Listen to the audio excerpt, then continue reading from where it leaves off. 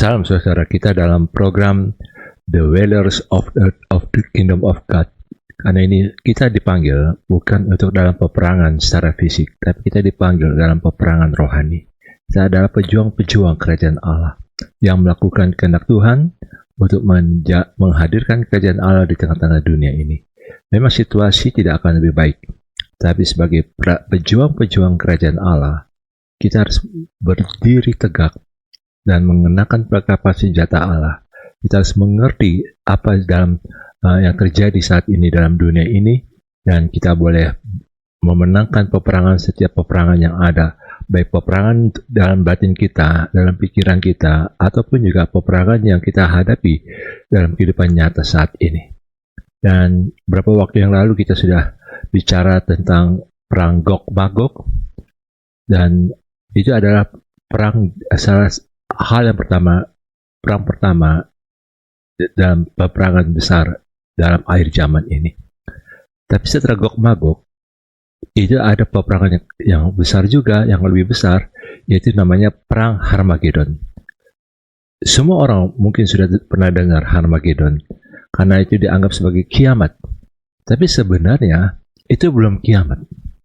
Kenapa? Karena masih ada perang yang terakhir, yaitu Perang Gog-Magog yang kedua dalam kitab Wahyu 21.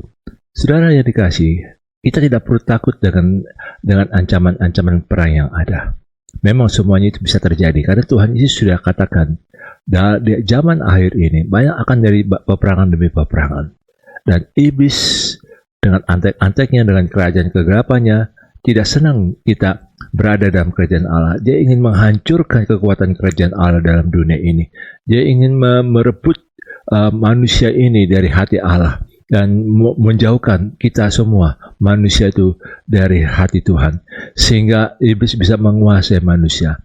Perang Harmagedon itu tertulis dalam Wahyu 16 ayat 12 sampai dengan ayat yang ke-16. Saya ingin bacakan bagi saudara, demikian firman Tuhan. Wahyu 16 ayat 12 sampai 16. Demikian firman Tuhan. Dan malaikat yang ke-6 menumpahkan cawannya ke atas sungai yang besar, yaitu sungai Efrat, yaitu lalu keringlah airnya, supaya siaplah jalan bagi raja-raja yang datang dari sebelah timur. Dan aku melihat dari mulut naga, dan dari mulut binatang, dan dari mulut nabi palsu itu, keluar 3 roh najis yang menyerupai katak. Itulah roh-roh setan yang mengadakan perbuatan-perbuatan ajaib, dan mereka pergi mendapatkan raja-raja di seluruh dunia untuk mengumpulkan mereka guna peperangan pada hari besar, yaitu hari Allah yang Maha Kuasa. Ayat 15, lihatlah, aku datang seperti pencuri. Berbahagialah dia yang berjaga-jaga dan yang memperhatikan pakaiannya, supaya ia jangan berjalan dengan telanjang dan jangan kelihatan kemaluannya. Lalu ia mengumpulkan mereka di tempat yang dalam bahasa Ibrani disebut Harmagedon. Jadi sampai ayat 16, saudara. Dalam ayat 12 sampai 16 ini tentang peperangan rohani, peperangan yang nyata dalam dunia ini. Kenapa dibilang Harmagedon? Karena terjadi di lembah Megiddo, tempatnya namanya Megiddo. Megiddo dalam perjanjian lama itu tempat peperangan antar bangsa-bangsa. Dan peperangan itu terjadi sangat besar sekali. Bahkan dalam kitab Yoel dikatakan lembah Yosafat. Itulah Harmagedon, di mana bangsa-bangsa dikumpulkan dan disatukan di situ, dijadikan satu di situ, dan terjadi peperangan yang sangat dahsyat. Dan pertumpahan darahnya itu luar biasa. Namun kita lihat ciri-cirinya. Kalau dulu Gog-Magog yang kita pernah bahas, itu karena ada kebencian kepada Israel sebagai umat Tuhan yang disatukan, yang dikembalikan oleh Tuhan ke Israel, dan banyak bangsa yang membenci. Dan itu banyak bangsa itu hanya bangsa-bangsa yang tertentu, bangsa-bangsa yang memang belum seluruhnya. Tapi kalau perang Harmagedon itu semua bangsa-bangsa itu menyatu, dan itu ada kekuatan yang luar biasa menyerang Israel, menyerang Harmagedon, karena terjadilah peperangan yang sangat dahsyat pada saat itu. Ini terjadi, kalau kita lihat kronologisnya, pada waktu malaikat yang ke-6 menumpahkan cawan. Artinya begini Bapak, Ibu, dan Saudara.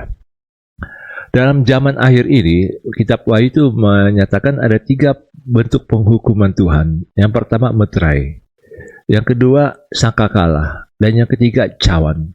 Meterai itu hanya bisa dibuka oleh Tuhan Yesus. Ada 7 meterai, dan setiap gulungan itu ada meterai dalam dan ada meterai luar. Dan dua-duanya meterai luar dan meterai dalam dibuka oleh Tuhan Yesus. Hanya oleh otoritas Tuhan Yesus. Dan setiap kali meterai itu terbuka, ada yang terjadi yang sangat dahsyat yang menimpa dunia ini.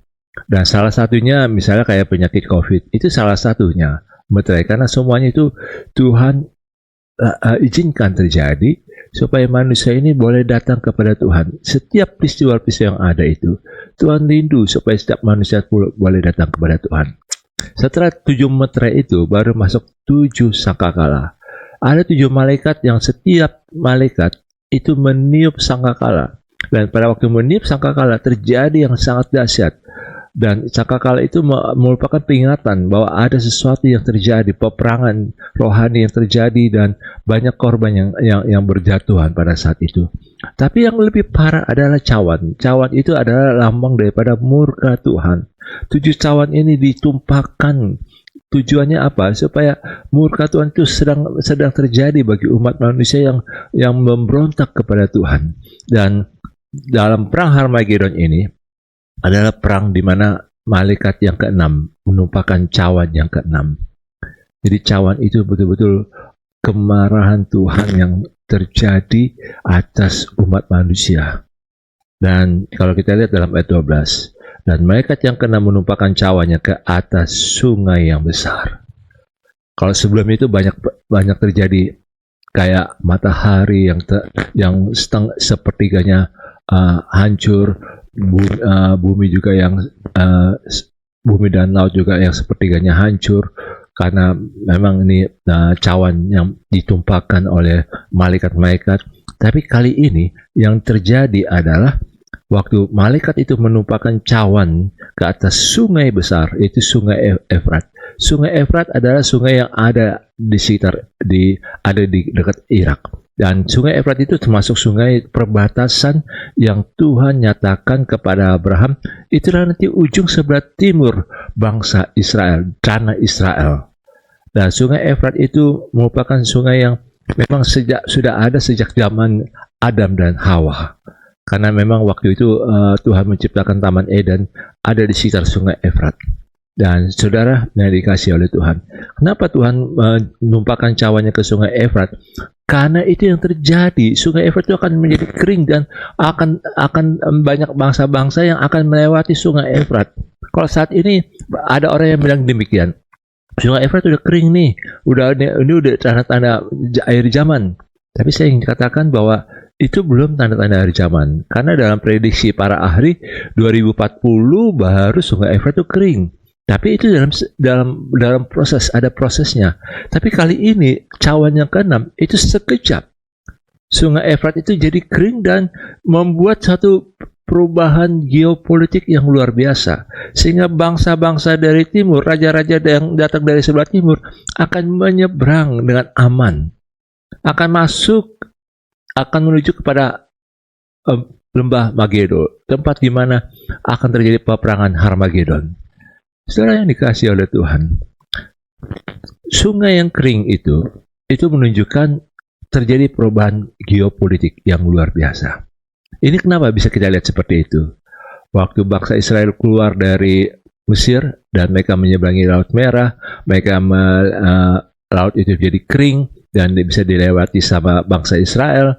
Dan waktu bangsa Mesir itu mengejar Israel dan terjadi bangsa Mesir itu jadi mati, banyak yang mati, tentara-tentara Mesir, karena laut itu yang kering kembali lagi mengair. Dan air yang kering itu menunjukkan sungai yang kering itu, laut yang kering itu yang bisa dilalui oleh manusia, itu menunjukkan perubahan geopolitik yang luar biasa. Waktu bangsa Israel keluar dari sana, orang-orang di Kanaan, bangsa-bangsa di Kanaan jadi takut, jadi gemetar. Ini kenapa bisa terjadi seperti ini? Apa yang terjadi ini? Mengapa bangsa Israel itu kok begitu mudah bisa melewati Laut Merah yang tidak mungkin dilalui? Sedangkan Mesir yang pada waktu itu teknologinya luar biasa, kekuatannya luar biasa, bisa dikalahkan oleh Israel. Ini ada apa? Dan memang ini membuat terjadi perubahan geopolitik pada saat itu, kegentaran yang luar biasa. Dan kalau Sungai Efrat dikeringkan, Sungai Efrat jadi kering airnya, itu menunjukkan akan terjadi satu perubahan geopolitik yang luar biasa dalam dunia ini. Kalau dulu sampai saat ini, seperti negara-negara barat itu negara-negara yang maju, negara-negara timur itu negara-negara yang ya boleh dikatakan dulu tuh ya bidangnya dunia ketiga. Dunia pertama itu adalah negara-negara barat, negara-negara maju. Kalau dulu bilangnya G7, terus G9, nah sekarang G8, G7 ke G8. Nah, terus dibilang negara-negara dunia kedua adalah negara-negara yang mulai berkembang. Nah, dunia ketiga adalah negara-negara yang dianggap miskin, dunia yang terbelakang. Tapi perubahan geopolitik ini itu terjadi, negara-negara yang dibilang dulu dunia ketiga akan menjadi dunia pertama. Ada kemajuan yang luar biasa. Dan perubahan ini bisa saja terjadi. Kalau kita lihat perubahan geopolitik saat ini, dulu Cina tahun 70-an waktu zamannya Mao Zedong tahun 49 sampai 70-an awal, RRC, waktu itu disebut RRC, disebut itu negara miskin, banyak orang yang miskin dan memang sangat terbelakang pada waktu itu. Tapi sejak tahun 80-an akhir sampai 90-an dan saat ini sangat berkembang, boleh dikatakan negara ini menjadi negara yang maju. Itu sebabnya negara-negara yang dulu dianggap miskin sekarang menjadi negara maju, negara yang memang berkembang luar biasa. Geopolitik pasti terjadi. Negara-negara barat yang dulu dianggap negara-negara maju sekarang jadi negara yang mundur, yang tidak berkembang, yang ketinggalan zamannya. Dan kenapa ini bisa terjadi? Karena mereka, negara-negara barat, sudah meninggalkan prinsip-prinsip kebenaran firman Tuhan. Mereka sudah menganggap bahwa kemanusiaan itu harus lebih tinggi, hak asasi manusia harus lebih tinggi daripada kebenaran firman Tuhan. Kita tidak menentang hak asasi manusia. Manusia punya hak asasi yang paling penting, yaitu mau mencari keselamatan dan juga mencari pengampunan dosa. Itu hak asasi manusia yang paling mendasar. Tapi manusia saat ini di dunia barat itu diutamakan manusia berhak menentukan nasibnya sendiri. Betul, manusia berhak menentukan nasibnya sendiri. Tapi manusia itu juga terbatas. Manusia itu butuh Tuhan. Dan negara-negara barat itu tidak butuh Tuhan. Mereka menganggap Tuhan itu sudah mati. Tuhan itu sudah tidak ada apa-apa. Dan sebabnya negara-negara barat yang dulu negara maju sekarang mulai tertinggal. Mulai tertinggal dari negara-negara yang dulu dianggap miskin. Saat ini yang negara-negara yang maju luar biasa, negara Cina, negara India, dan Indonesia salah satu yang diperhitungkan menjadi negara yang sangat bagus berkembangannya. Nah, itu sebabnya geopolitik ini membuat perubahan yang sangat besar dalam dunia ini.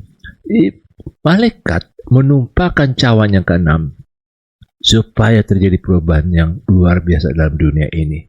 Dan makanya raja-raja yang datang dari sebelah timur kemungkinan besar ini dipimpin oleh negara Tiongkok. Itu akan memimpin masuk lewat situ. Dan negara-negara stan negara-negara stan yang memang sangat banyak di sebelah barat negara Cina dan sebelum Iran, itu banyak sekali negara-negara stan yang akhirnya ada stan. Dan mereka akan maju juga menyeberang di sana. Dan bukan hanya mereka, ada yang lain juga yang akan berbondong-bondong. Sebenarnya mereka datang dari sebelah timur dalam pasukan yang sangat besar. Alkitab tidak mengatakan berapa juta. Kalau dalam perang Gog-Magog dikatakan mayat-mayat tentara musuh itu sampai dikubur selama 7 bulan. Tapi kalau dalam perang Harmagedon ini nggak dikatakan demikian. Tidak dikatakan berapa jumlahnya dan tidak dikatakan berapa lama dimakamkan. Tapi yang jelas bagi kita saat ini, saudara, perang Harmagedon itu pasti terjadi. Pasti terjadi. Cuma belum pada saat ini. Karena perang Gog-Magog belum terjadi, makanya waktu perang Gog-Magog baru nanti akan muncul antikris. Dan antikris itu yang akan menguasai dunia ini. Antikris itu yang menguasai dunia ini. Nah, dalam ayat 13, ini hal yang kedua yang kita akan lihat bersama-sama. Saudara, dikatakan demikian dari Wahyu 16 ayat 13. Dan aku melihat dari mulut naga dan dari mulut binatang dan dari mulut nabi palsu itu keluar 3 roh najis yang menyerupai katak. Jadi ada mulut naga, mulut binatang, dan mulut nabi. Ini melambangkan kekuatan kerajaan setan. Naga itu adalah iblis. Kalau kita lihat itu dalam Wahyu 12 itu naga dilambangkan iblis. Binatang itu dilambangkan adalah antikris. Dan dari nabi-nabi palsu itu adalah kekuatan penyesatan yang luar biasa, roh-roh penyesatan yang luar biasa. Dan itu dari mulut ketiganya itu akan muncul 3 roh najis yang menyerupai katak. Kita harus mengerti firman Tuhan ini bukan dari tafsiran-tafsiran yang bebas, tapi kita harus mengerti apa yang terjadi pada dari kejadian, keluaran, imamat, bilangan dari awal. Kita harus perhatikan katak yang memang dikatakan katak itu. Kita masih ingat tulah yang kedua di Mesir waktu Israel mau dibebaskan oleh Tuhan, itu adalah tulah katak. Kenapa tulah katak? Karena di Mesir itu ada dewi katak, dewi kesuburan, dewi yang mendatangkan berkat, dewi yang disebut Heket. Nah, dewi ini punya kekuatan yang membuat bangsa Mesir diberkati, merasa berjaya karena mudah sekali mendapatkan kemakmuran. Dan katak itu banyak sekali di Sungai Nil. Dan waktu Tuhan menghukum bangsa Israel, bangsa Mesir dengan katak, tulah katak itu, Tuhan ingin mengatakan kepada bangsa Mesir, kalian menyembah dewa katak, dan dewimu itu, dewi Heket itu, tidak mampu menolongmu, justru menyusahkan hidupmu. Nah, 3 roh najis yang menyerupai katak itu artinya 3 kekuatan kerajaan kegelapan ini, iblis, antikris, maupun juga roh-roh penyesatan, roh-roh najis, roh-roh nabi-nabi palsu ini akan betul-betul membuat banyak mujizat dalam kehidupan banyak bangsa, kehidupan raja-raja, kemakmuran yang luar biasa, mujizat-mujizat dengan pertolongan Tuhan, karena ada pertolongan dari iblis. Dan ini betul-betul menyesatkan bangsa-bangsa. Saudara, banyak orang pada saat itu berpikir bahwa berkat yang mereka terima itu dari Tuhan. Tapi tidak. Itu berkatnya yang melimpah karena dari perbuatan iblis. Ada dari perkataan-perkataan iblis meyakinkan mereka terjebak dengan hal-hal yang duniawi, dengan hal-hal yang memang kekayaan yang melimpah yang mereka terima. Raja-raja dan rakyatnya ini, mereka merasakan begitu luar biasa hidup mereka. Sepertinya Tuhan itu nggak mereka butuhkan lagi, Tuhan itu tidak ada lagi, karena iblislah yang memberikan kekayaan yang melimpah. Tapi Tuhan katakan, firman Tuhan katakan, dari mulut naga, dari mulut binatang, dari mulut nabi palsu itu keluar 3 roh najis. Jadi itu menunjukkan bahwa kekayaan yang didapatkan oleh manusia itu dari iblis, dari kerajaan kegelapan, itu membuat mereka itu jatuh dalam kenajisan, jatuh dalam perzinahan, jatuh dalam biseksual, jatuh dalam LGBT, jatuh dalam hal-hal yang sangat-sangat najis. Mereka pikir dengan kenajisan itu mereka semakin diberkati. Dan ini keadaannya sangat menyedihkan, saudara. Keadaannya sangat menyedihkan. Keadaannya memang manusia itu sepertinya menganggap bahwa yang penting nafsunya itu lebih tinggi. Makanya nanti kalau saudara baca dalam Wahyu 17 dan 18 itu tentang Babel, yang dimana Babel itu dikatakan kota pelacur, kota pelacur besar, karena di sanalah raja-raja bertemu, berpesta pora, dan mereka betul-betul menikmati kehidupan seksual yang luar biasa, yang menjijikkan, yang betul-betul najis sekali. Dan Jadi hal yang kedua yang kita harus perhatikan adalah kekayaan yang dari iblis membuat manusia ini, membuat raja-raja dan bangsa-bangsa akhirnya semakin jauh dari Tuhan. Tubuh mereka dianggap itu tidak perlu lagi, mereka harus kekudusan. Bagi mereka adalah kekayaan adalah segala-galanya. Sangat menikmati. Dan dalam ayat 14 dikatakan demikian dari Wahyu 16 tadi. Itulah roh-roh setan yang mengadakan perbuatan-perbuatan ajaib. Dan mereka pergi mendapatkan raja-raja di seluruh dunia untuk mengumpulkan mereka guna peperangan pada hari besar, yaitu hari Allah yang Maha Kuasa. Jadi iblis itu membuat banyak mujizat-mujizat yang luar biasa. Mujizat-mujizat yang membuat kagum raja-raja. Raja-raja akan melihat begitu luar biasa, sangat takjub akan perbuatan-perbuatan iblis. Tetapi mereka tidak tahu bahwa mereka digiring untuk masuk dalam peperangan. Ada tumbal. Mereka menjadi tumbal. Raja-raja ini menjadi tumbal. Rakyatnya juga menjadi tumbal.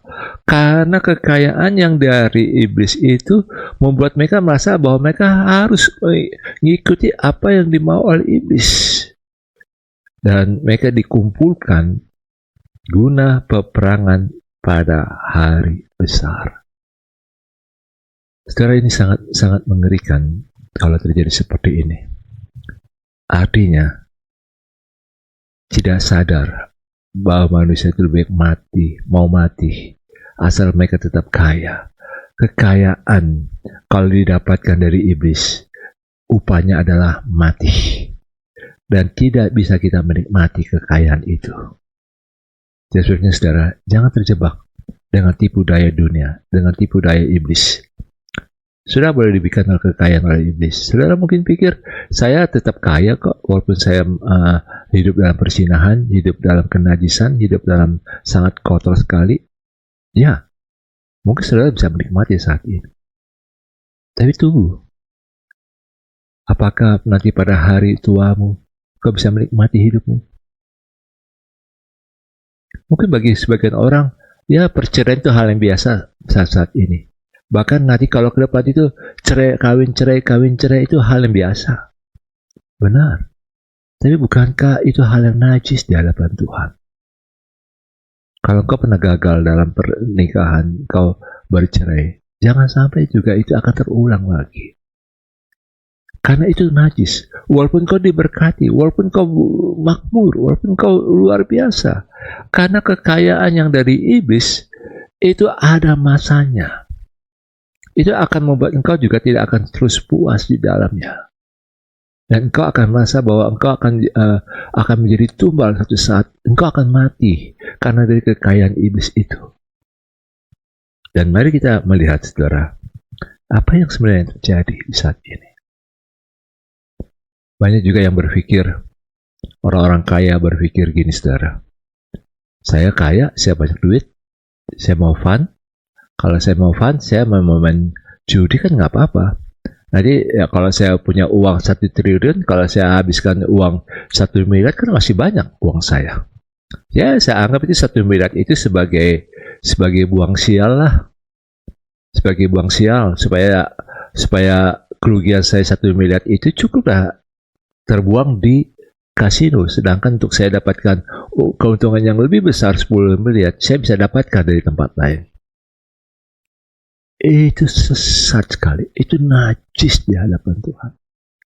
Karena Tuhan tidak mau kita terjebak dengan judi. Walaupun kau punya duit banyak, walaupun kau sudah limitkan berapa uang yang harus kau buang di tempat judi itu. Tapi Tuhan mau apa yang kita punya, keuangan, kekayaan yang kita punya, yang saat ini, kita harus bertanggung jawab di hadapan Tuhan pada hari penghakiman yang akan datang. Dan mari kita lihat juga dalam ayat 15 dikatakan demikian. Lihatlah, aku datang seperti pencuri. Berbahagialah dia yang berjaga-jaga dan yang memperhatikan pakaiannya, supaya ia jangan berjalan dengan telanjang dan jangan kelihatan kemaluannya. Jadi dalam peperangan ini tiba-tiba Tuhan katakan, lihatlah aku datang seperti pencuri. Apa maksudnya di sini? Makanya orang-orang kudus yang masih ada saat itu harus menjaga dirinya dengan baik. Jangan sampai mereka itu kedapatan oleh Tuhan telanjang sehingga Tuhan bisa menghukum orang percayanya, orang kudusnya, karena tidak menjaga kekudusannya.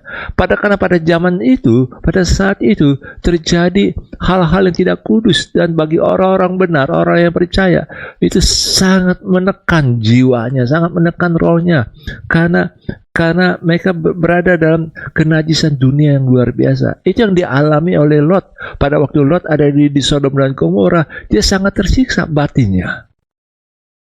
Karena dia melihat keberdosaan orang-orang Sodom dan Gomora. Dia tidak bisa buat apa-apa. Dia hanya menikmati kekayaan di Sodom dan Gomora. Tapi dia tidak menikmati persekutuan dengan Tuhan. Saudara, mari kita melihat di sini. Jangan sampai kita menikmati kekayaan, kita menikmati kedudukan kita menikmati pekerjaan kita, karir kita, tapi kita tidak menikmati persekutuan dengan Tuhan di tempat itu. Kalau saudara mengalami seperti itu, saudara harus belajar. Ayo, ini saatnya kau keluar. Kau keluar dari tempat itu. Itu yang dilakukan oleh Zakius dalam Lukas 19. Dia nggak puas dengan kekayaannya. Dia memang kaya, tapi dia nggak puas. Karena dia tahu bahwa kekayaannya itu tidak membuat dia lebih dekat dengan Tuhan. Kekayaan itu membuat dia juga bisa jauh dari Tuhan. Dan itu sebenarnya dia datang kepada Tuhan. Saudara yang dikasih Tuhan, kita melihat sini. Inilah yang terjadi, ciri-ciri peperangan Harmagedon pada saat itu. Ada 3 hal yang saya ingin ulangi lagi dalam peperangan ini. Yang pertama, bahwa ada mujizat yang terjadi. Ada terjadi perubahan geopolitik yang luar biasa. Yang kedua, itu ada penyesatan, kekayaan yang luar biasa dari iblis kepada orang banyak, pada raja-raja. Dan tapi itu najis. Yang ketiga, banyak perbuatan-perbuatan ajaib yang dilakukan oleh iblis. Dan yang keempat, Tuhan akan mengadakan penghakiman bagi orang-orang percaya pada saat itu. Sehingga orang-orang percaya harus hidup kudus, harus terus berjuang untuk hidup kudus. 4 ciri ini yang akan terjadi dalam perang Harmagedon, dalam suasana perang Harmagedon. Saya berdoa supaya kita tidak berada dalam dalam keadaan seperti itu. Kita berdoa supaya Tuhan menolong kita tetap hidup kudus di hadapan Tuhan. Tuhan Yesus memberkati.